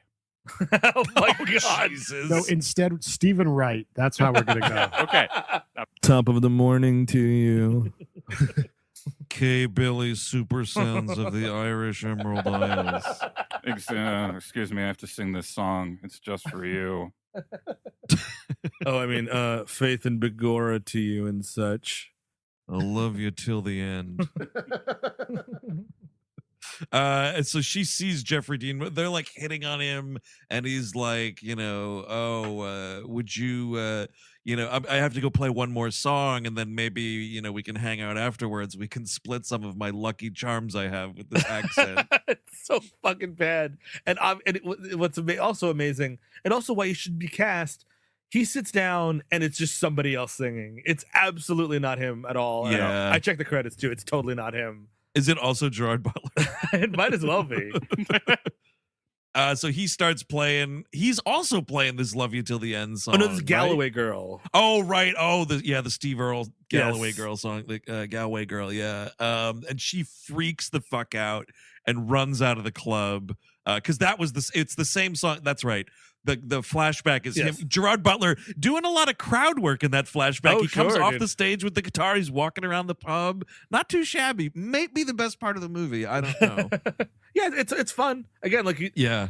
they don't have great chemistry, but he's doing his best in this movie. Well, because this was right. It's before Hollywood was like, you know what? Yes. Just do your American Mike type movies and that ilk. This was like, well, the 300 guy also is like pretty charming and, Yes. got a good personality. Maybe we can dump him in these romantic comedies. Because wasn't The Ugly Truth around this time too? Yeah. That was 20. No, you're right. 2010 was The Bounty Hunter. There's so many of these like rom-coms he was in. Oh, right. The Bounty Hunter. Speaking of friends. 2009 was The Ugly Truth. But Oh, yeah. So 2 years after this. but yeah. also speaking of Irish singing, what came out this year? 2007 also Once. Yep. You're totally right. Yep. Like, Jesus, Slightly man. better movie. Slightly better movie. That's one of those movies that it's good and no one's ever going to think about it again for the rest of the time. Well, which is fine. Well, that it's off Broadway now. Well, Broadway's off Broadway, but that's been gone for a while Yeah, too. that's Yeah, what I thought. the musical that happened. So yeah, she freaks out. She runs away. The next day, this is, I don't know what this scene is. The three of them out on the fishing boat. well, the movie literally stalls out here. Like, Yeah. They realize that like, oh, like we're gonna go out on the lake or whatever, and then like, oh shit, we just dropped the oars into the water. Whoops. This is the dumbest shit. But you can see those oars floating. Get your ass out the boat and get them. exactly, they're right there. They're like 2 inches away. Like you could even like probably lean out and get at least one oar. It's like get out into the water and try standing. Or you know what? If you can't get those, use your hands. There's 3 of you. Just start paddling. I promise you, it's a tiny ass little wooden rowboat. I promise you could get back to land without the help of Jeffrey Dean Morgan, who comes to the No. rescue. But this shit is like a bad Three Stooges sketch. No, they're allergic to water. You don't know this, but they are. They're allergic to water. They're damsels and they need some hunks to show up, right? This fucking shit, though, dude. It's I so mean, stupid. It's like sweeps shit. Like everybody's bored with this movie. It's a downtime, and they're like, I'm getting married. I'm pregnant. Yes, And Dude, just like, they go. are rubbing it. They are rubbing it in this widow's face right here on her dead husband's death tour. They're sitting in this boat, and it's like Gina Gershon, like, oh yeah, you're a widow? Well, how about this? I'm pregnant. And then Lisa Kudrow's like, yeah, widow, and how about this? I'm getting married, so we can't die on this lake together. You're on this grief vacation, and you're fucking you just talk about this shit. You haven't like talked with each other, been like, look, maybe we shouldn't bring this up right now. Well, Seriously. they say it like, I think Gina Gershon says it's sort of by accident, but it's not by accident. She's like, if we stay on this lake for 9 more months, there's going to be another person here. Oops, did I say I was pregnant? It's like, Yep, you that's fucking exactly did. right, dude. That is not an accident. That's a calculated remark. I'm glad to hear that they were completely silent on the airplane. Yeah. She was up all night with that line. She was like trying to figure out something for like this. She's like, there's got to be a way for me to get this information in there somehow. Hello, person-to-person call to Bruce Valanche. Hello. Well, I want to ruin. I'm on a Bruce. You're the best. I'm on a grief tour with my best friend, and I want to stick it in her face that I'm pregnant, but also make it seem like an accident. Been there before. Coming right up. That'll be $9. Hilary Swank's back in the boat. She's like, that sounds like a fucking Bruce Valanche line you just gave me. You gave me B material, Valanche. She knew it. She knew it was you right off the bat. It's so stupid, man. And then like, so they're just freaking out, and then Jeffrey Dean Morgan and his dad, who are like, the keepers of the lake here. They're like, I guess they just ride around in this boat looking for people that need help. I love that Kathy Bates takes a shine to this father. I'm talking about the last scene now for some reason, but like, Sure. It's going to turn into like an all-out family orgy. Oh yeah. Yes. Yep. Oh, just wait, dude. Just wait till it happens. Open house, man. Everybody's fucking everybody. Because like when Kathy Bates looks at Jeffrey Dean Morgan's father, you can just tell the floodgates are going on. Yeah. Well, it is this weird thing where like they do that in movies sometimes, like, oh, it's cute. You could date the son and I could date the dad. Like, no, it's not. It's not cute at all. It's super weird. weird. You're going to be part Get of a this documentary if you do that. Oh, dude, the BBC's right next door. They're gonna find you, dude. This weird fucking sex all skate that this movie ends on, man. Whatever. Welcome to All in the Family on the BBC network. They're shagging each other. The mom is shagging the whatever. You get it. You know. I was gonna do it, but I'm not gonna do it. my son, he says, this lady, she gives me a boner. She gives me a boner, and her mother might give you a boner. Eddie's who's they say Sometimes, by the way, boners skip a generation. So you got to, you're very lucky if it works twice. Anyway, they wind up back at the house, and like they feed Jeffrey Dean Morgan and everything. He's so sexy. So like it's even worse than the boat, because Hilary Swank and Lisa Kudrow go upstairs and start cackling to each other about their amazing new lives. And like Hilary Swank's like, I guess I'll get drunk and fuck Jeffrey Dean Morgan. Well, what is this? There's some weird like situation. This is also kind of like the setup for some weird horror movie, right? It's like, oh, I went back to a house with these 3 ladies in the middle of the night, and they forced me to stay here. Yes. Because they're like, it's late or something like that. And they're like, you can just sleep here. Why don't you just sleep here? And then like Lisa Kudrow's like, you must fuck this person. He is here all night. Like she keeps yelling all night. I hate to say it, but I actually would prefer the reverse knock knock to whatever the fuck this is. Man, that knock knock is unwatchable. Bad stuff. Not even my love for Keanu could prevent me from turning that off. Bad stuff. It's trash. Eli Roth, that baby. is what I was thinking of. But so they He's taking a shower yeah. and you get a nice little ass shot of him, not too shabby. Mm-hmm. And she's like, ooh, and she's like trying to pour herself a shot, but she like pours whiskey all over the place because his ass is so great. Oh, I've been there, dude. I would have done it. And I can't believe it turns out it's like, oh, you know, Jerry. Oh, that was my best friend, my best mate. Dude, they were bandmates. Gerard Butler engineered this whole thing so he could pass off his wife to the bandmate. Billy Gallagher. This is insane. It's I mean, nuts. she's got some lines here that are just truly stunning. She goes, I haven't had a new man in 10 years. After I'm dead, I'll deliver you a package. Get ready to unwrap it. And like she's talking about like, you know, like being in a long-term relationship's like wearing a pair of shoes for so long or something like that. And I don't know if I'm ready for a new pair of shoes. And then his line is a real stone cold stunner, dude. He goes, how about going barefoot a while? Oh, dude, It's my Jeffrey Dean Morgan impression. It's you're of this close, movie. man. It's really you can't even do it justice. He is so terrifically bad at this Irish accent. But like his sexy line, because she's talking about like relationships being like shoes, and he's like, "How about you just go barefoot for a while? This is gonna be a real raw dog fuck, lady." Yep. First of all, we need a condom, sweetheart. Let's slow it down. There is another creepy line where she kisses him, and he's like, "Oh wow, you're awfully sweet." She's like, "Oh." The last guy that said that to me said he doesn't date 13-year-old girls, and he's like, "Oh right, lucky for you, neither do I." And it's like, ew, thank you for not being a pedophile. Yeah. Can we move on? Hot. I was really unsure if I was gonna sleep with this guy, but then he confirmed that he's not a child rapist, and I was all about So it. let me review my options. This guy who might be a child molester, or the guy that puts bodies in stereo boxes. That's it. Mhm. Take your pick, lesson. It's a world of terrifying hunks. It's a monster party outside your house. Maybe, just maybe, like the person you go for next shouldn't be involved. Shouldn't have been involved with your fucking husband, and Yeah. you shouldn't date a guy that works for your fucking mom. Yes. Well, she doesn't find out till after they fuck. It's After the deed is done, Yeah. dude. Yeah. Yeah, she's that's, like- by the way, that's intentional. I think Jeffrey Dean Morgan's a bit of a scumbag here. The way they never shut up about this guy, the box is probably in the room. oh, definitely. Yeah, I didn't get confirmation on whether the box made it overseas. No, you know what, dude? She was thinking about it, but then, this is 2007. All those forums came out. Like, what are you transporting overseas? Like, you Yep. know what? Forget Dude, it. It was way too much paperwork to take the box. Just I agree. scatter his ashes in Ireland and be done with this dude. I'm, It'd be great. I'm sorry, Lisa Kudrow. You can't come with us. Your seat is going to the box.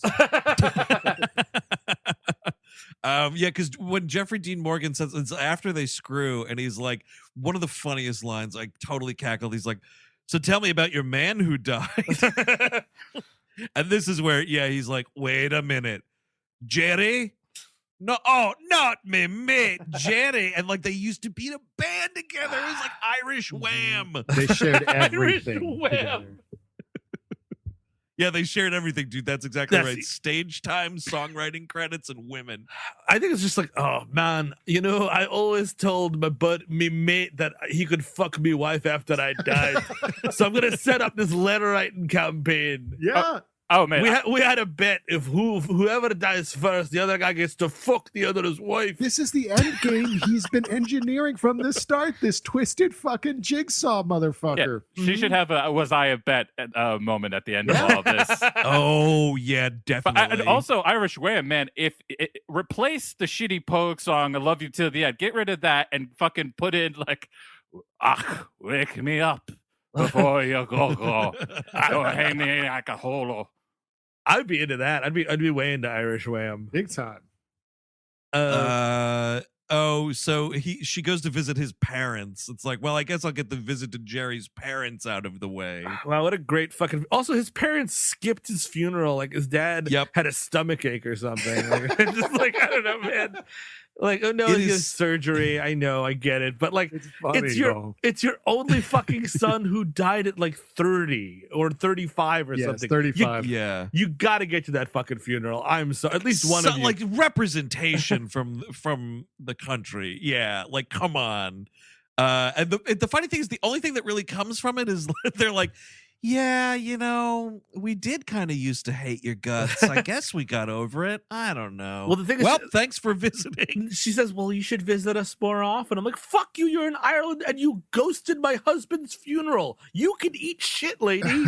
Yeah, also, you're not like you don't have that social obligation anymore. You're Yeah. not part. The family is what connected them is gone. We're thinking about putting together a foundation in Jerry's name, and we'd like you to be a part of it. I'm licking all these stamps.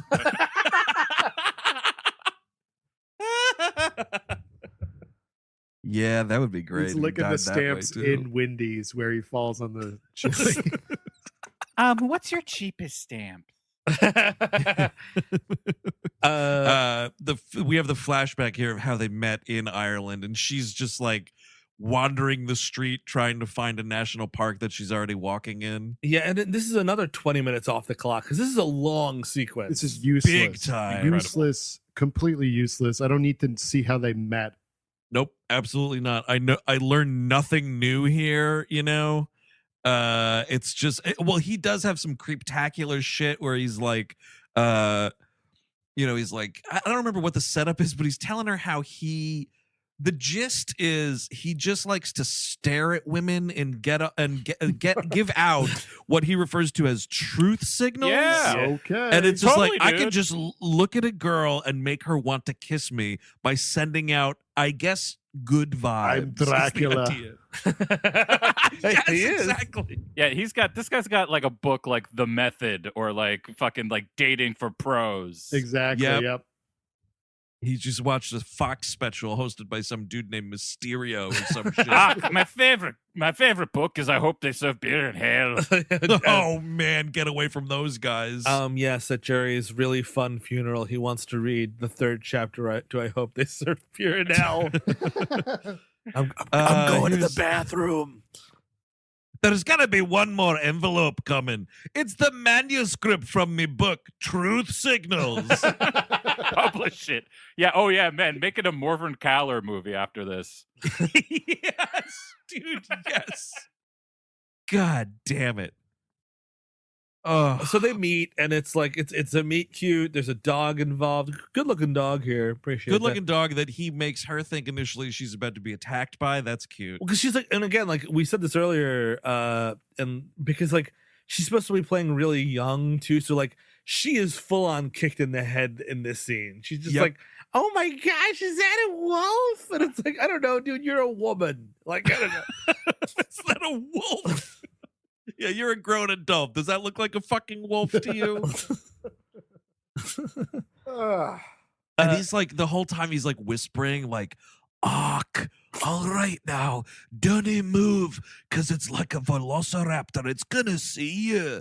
Oh, the dog's coming this way." And then like he plays this. I think this is also, you can find this in his fucking Truth Signals book. He's like, "All right now, it's a good idea if ye turn around and face me very slowly." And like she does it and they start making out. Like she gets hip to it eventually, but it does start with him being like, "You're gonna get mauled by a wolf now." Also, I'm gonna dry hump you in this Irish field. Oh, dude, they start making out in the street. And if you resist, I sick the dog on you. Chapter 3 of Truth Signals. Eyeing the wolf. Oh, yep, dude, definitely. And then like it's kind of cute where she's like, "Don't tell me your name. If I walk into the right bar and you're there, we'll know it's meant to be," or whatever, which I guess is what you see earlier on when she comes in. That's what that's is. That's right. That's right. When he's singing Galloway Girl. So that's a cool fucking whatever mind fuck from the movie P.S. I Love You. Great. From the mind of Christopher Nolan, it's P.S. I Love You. Awesome. And you know, because time is a flat fucking who gives a shit. Yeah. because of all the time jumping, man, like at this point, you know, we're nearing the end of this 2 hour and 8 minute movie, and it's like the meeting at the end of the, like, I don't care. No. I don't give a shit because I already know they got married, found love, and he also is dead. After she fucks Jeffrey Dean Morgan, I just couldn't care. Like, Yes, after that, exactly. it's really difficult to keep up on what is fucking saying in this movie. Well, what's insane is you watch a movie like this and you're like, okay, you know, like structurally speaking, the big trip to Ireland, like the movie will end in Ireland, Yes. right? And it's like, I had not seen this movie until the other night, and so I'm like, okay, so now like she's over there and she's with her friends and she's gonna form some Jeffrey Dean Morgan relationship, and then all of a sudden she just goes back to New York. And it's only as far as I can tell, the only thing is to say now she's got a job as a badass designer, and also B, she ties up loose ends with fucking Harry Connick Jr. pretty much, except like she goes into another like grief spiral and starts like not communicating with anybody again. And that's like another long ass montage of like Lisa Kudrow calling her, being like, hey, you're supposed to be my maid of honor. We need to make plans for this wedding. And then Gina Gershon's like, you know, and I don't know where James Marsters was for this one, but she's like, I'd really love for you to come to this doctor's appointment I have, like for the baby. And then it's like, oh, maybe I could also design shoes all of a sudden. If I'm in your wedding party, maybe don't tell me about your great wedding on my fucking grief vacation. Don't like do like Yes, that's hire true. me in it and Yeah. be like, come on, hurry up, get over your grief. It's a lot, and like it turns into a thing where like she learns that she wants to design shoes, and I'm like, dude, I've been watching this movie for an hour and 45 minutes. Fuck you. Yeah. Like, you know, Exactly, Absolutely. dude. And you even see her, there's one point where she goes and does like some sort of continuing ed class, and I'm like, why am I watching her learn how to make shoes? What is happening? This isn't the cobbler. Get the fuck out of here. You know, pepper that in at the start, like, oh, I married you, but remember, my dream was to design shoes, and I never Exactly. were able to because I need to support this fucking house. This giant apartment I need to support. I need to give you health insurance, Jerry, because you're a foreign national with a limo company that is underwater. Yeah, the Wendy's money is running out. But the thing, it's funny how she discovers she wants to, because like in the very long the meeting scene, it's like she doesn't know what she wants to do, but she wants to do something in art, and like she never figures out she's 30, and there's this like Bruce Wayne becoming Batman scene, like she knocks over a shoe, and Jerry's like fucking suspender buckle is on the shoe. She's like, I shall become what I fear the most: shoes. Like, I do not understand it. We've got to kill the shoe woman. Why do we- Shoe woman. Why do we fall down, Master Wayne? Because we're not wearing the proper footwear. It is so stupid. And then she's like, I guess I could, yeah, I'll design shoes. Dude, and then so we have this thing, she's got to like make good with Lisa Kudrow and shit. Mhm. And so, you know, we cut to Kleinfeld's because it's 2007 and Say Yes to the Dress is all the fucking rage. Oh, yeah, dude. So we're at Kleinfeld's. Lisa Kudrow is alone trying a dress on. No, like you would find somebody, man. You're not going by yourself. Like Hilary Swank is not the only person this woman knows. And Hilary Swank just walks into the store like, sorry about that. Here's some shoes I designed for you. Get out of here. And You can stick those shoes up your ass, lady. yeah, like Yep. I would like to design the shoes for your wedding. Oh, I've already ordered them like 4 months ago. Yeah, exactly. Because I'm getting married fucking next month or whatever it is. You're totally right, Chris. I have like 3 sets. I'm ready. I got the reception ones ready. You know, the ones to dance in. I got those ready to go too. I don't need your shit. Go away. She goes on this disastrous date with Harry Connick Jr. Around here where they're talking and she fucking calls him Jerry by accident. Dude, this I yelled in my apartment. I was like, oh, it's like so horrifying to imagine this happening.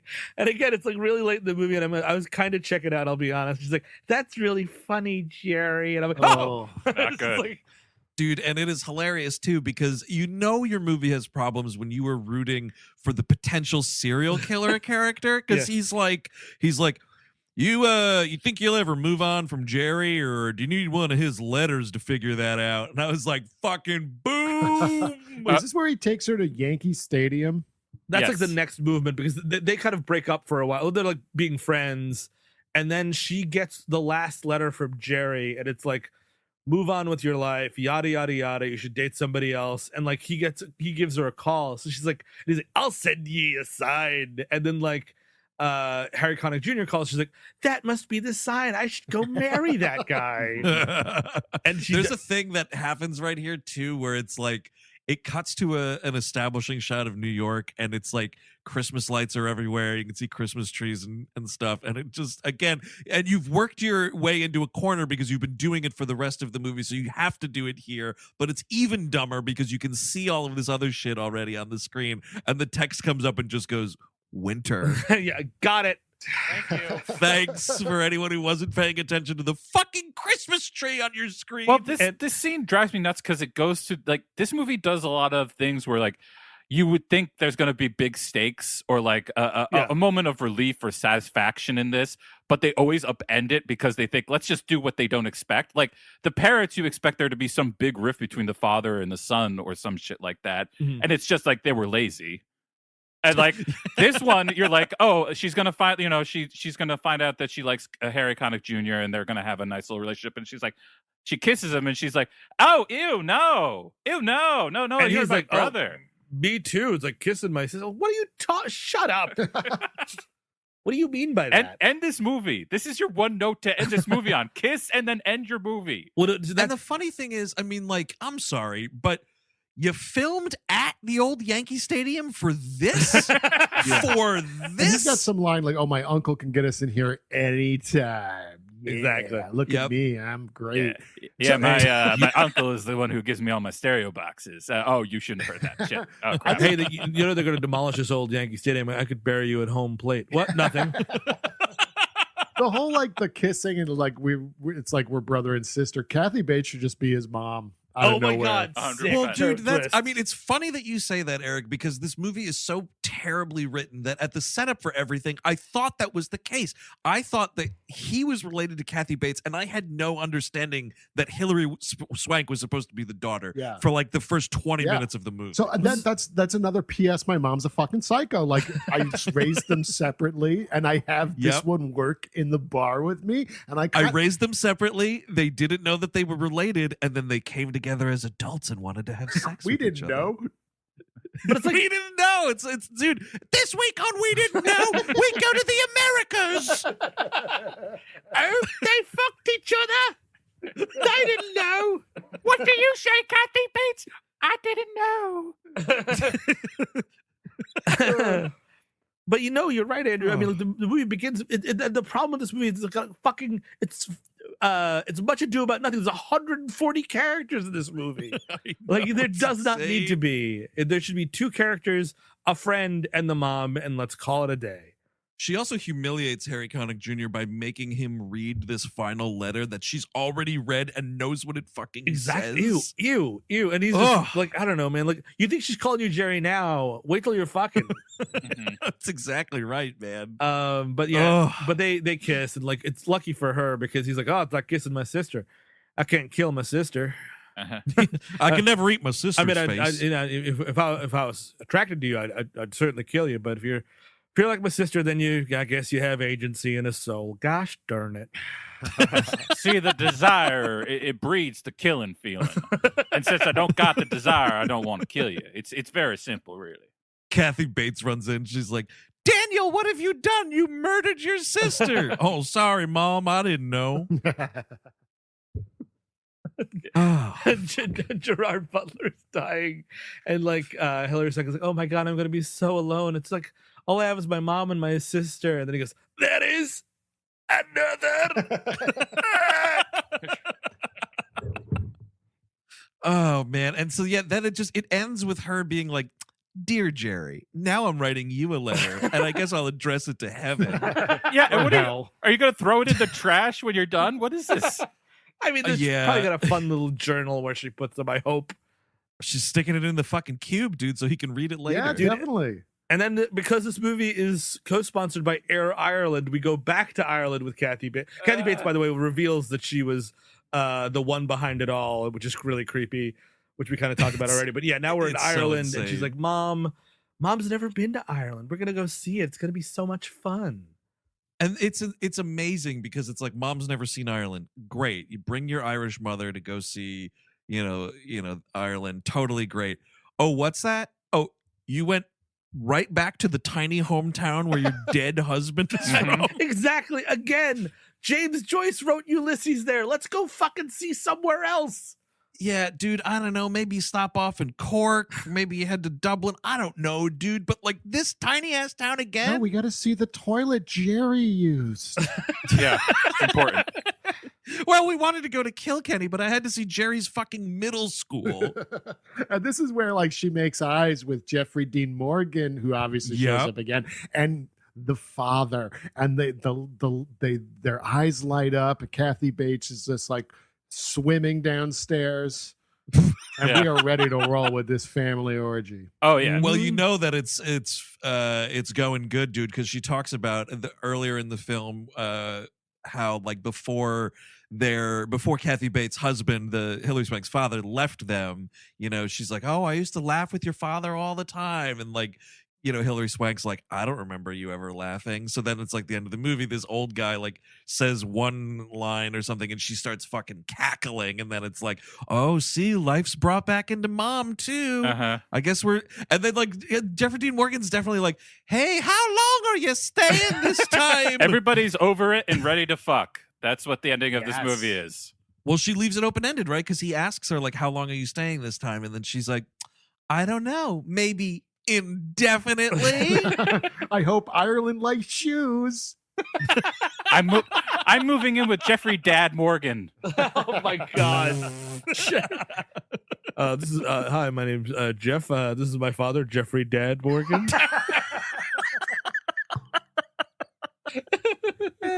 That is stupid, Chris. I love it. That's really great. That's like tattoo where you just get Jeffrey Dad Morgan on your shoulder. And the final line of this movie as she signs off this letter is, and guess what? P.S. I love you. She doesn't even say it though. It's like, No, I think it's just, P.S. P.S. Guess what? And it's like kind of cute. oh, is that? Oh, P.S. Guess what? That's what it is. Yeah. Guess what, Jerry? Me and my mom are getting fucked by Irishmen. We're honoring you.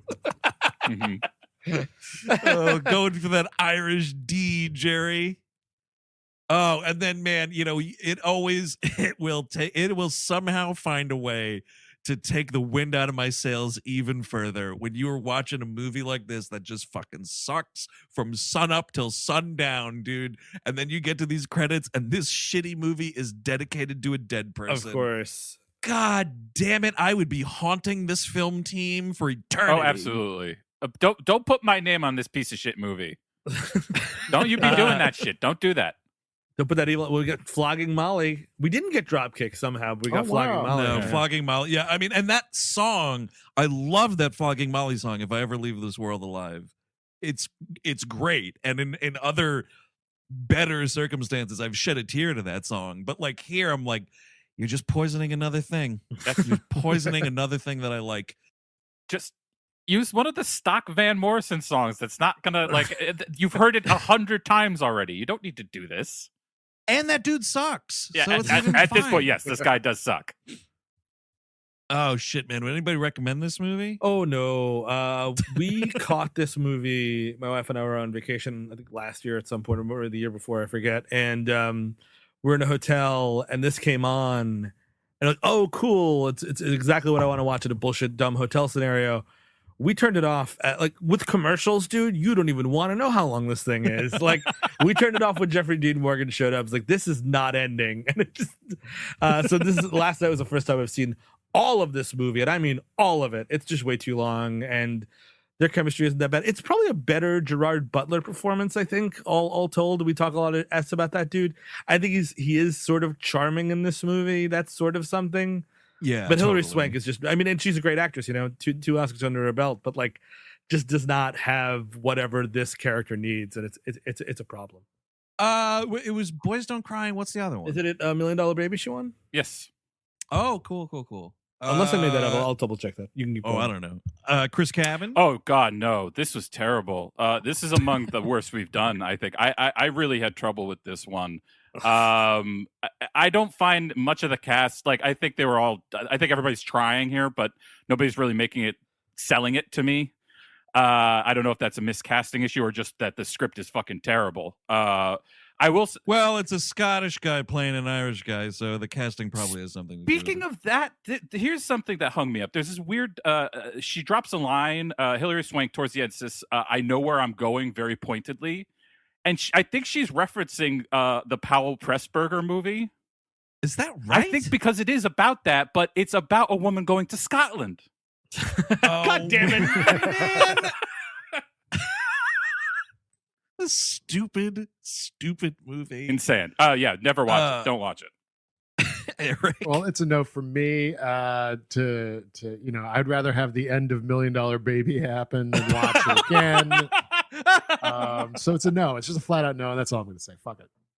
Yeah, no, it's a no. I will say hilariously, back when this movie came out, we fucking had Hilary Swank come to the Burns for some like donor thing or whatever. And this was the movie they played beforehand. And it was like, man, like it was like all of these people having to be like, wow, this movie, you've done it again. And meanwhile, I'm up in the projection booth. I had seen maybe like the first 20-ish minutes of this movie because I remember doing that event and helping out with the projection and everything. And at that time, I just remember being like, Jesus, this is awful. This is truly awful. I hope the rest of the movie is better than the first 20 minutes. And nope, that it sets the tone. This is trash. Never watch it. I did have fun talking about it today, though. Absolutely. But that is P.S. I Love You from the year 2007, directed by Richard LaGravenese. If you want more We Hate Movies, of course, check out patreon.com/We Hate Movies. We've had some new developments this month on the Patreon. That's right. We've got a new $10 tier, which is super exciting for us. For all you Melrose 2.0 fans, we've already recorded and will release very shortly the inaugural Melrose 2.0 Patreon episode. And it's a doozy, man. We had a lot of fun on that one. Oh, yeah, man. It's a great one. And we will be doing on that tier Zack Snyder's Justice League when that comes out next month, amongst some other stuff. There's going to be a lot of fun surprises all throughout the year. The $10 tier is going to be worth it for you guys. Check it out if you like Melrose 2.0. Check it out if you like Zack Snyder's Justice League. Mm-hmm.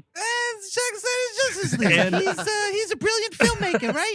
Yeah, we wanted this. The internet, yay, we won. And speaking of, what are we doing on the Patreon? We Love Movies this month. The $5 feed. Yeah, that's going to have Gremlins 2, the new batch. I'm very excited about this episode. Ooh, yeah. Hell yeah.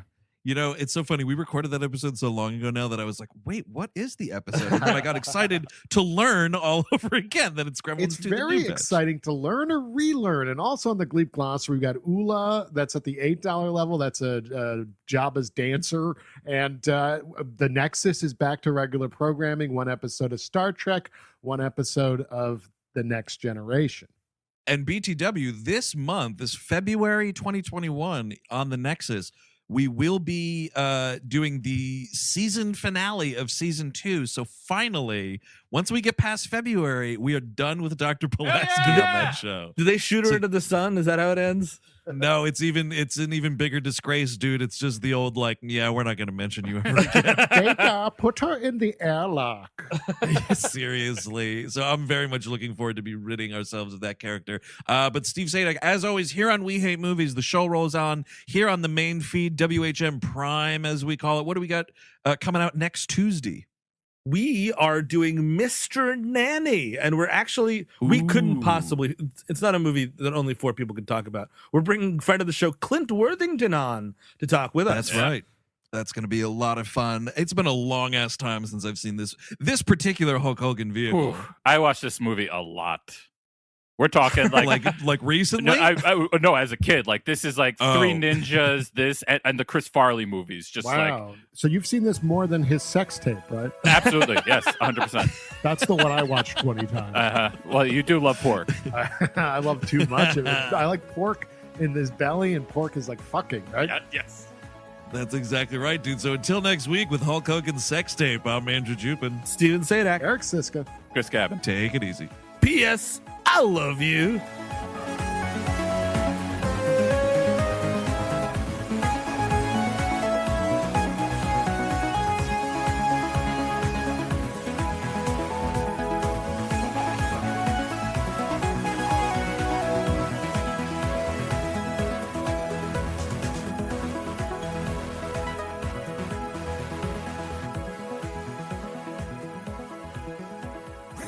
That was a HeadGum podcast.